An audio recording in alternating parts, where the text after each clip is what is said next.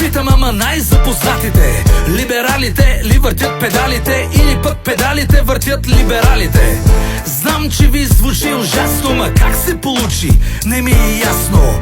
Как стана родината на Левски фирма на Пеевски? И често ли хич не ви пука за тая кочина, дето е тука?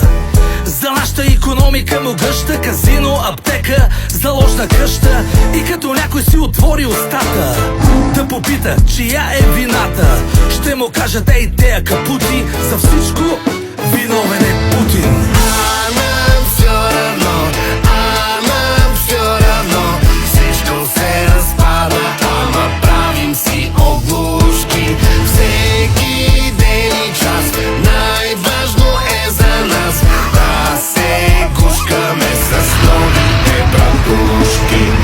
Честно казано, не ни е бът физически, просто не влиза евроатлантически. Чудя се колко инфлация би понесла нашата нация. Даже на алкохола вдигнаха цената. Айде ли сме пили, ама жалко за децата, че се налага без хигиена трезви да гледат Ергена. А какво правим с нашето реалити? Някои ще са будили за спалите, че минаха май бая години да лапаме банани с по 2 мандарини. Ще ви се включи накрая алармата, един ден като върнат казармата. И кой ще ни бъде защитата? Най-вероятно жензитата.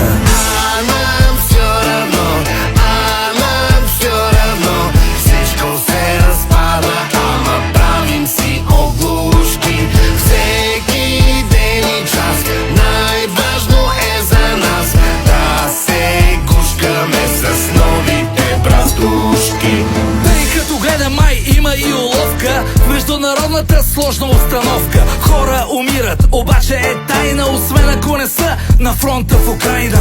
Тая демокрация не е ли Афив, дето е сед Вашингтон и Тел Авив? Доста скъпо ще не струва, ама сори, те са ни стратегически партньори. И каква е разликата от социализма, като и сега сме наведени за клизма? Освен да питам еврофилософите, дали бабите тогава ровиха по кофите, а децата мечтаеха за космоса, милите, и бяха далеч от педофилите.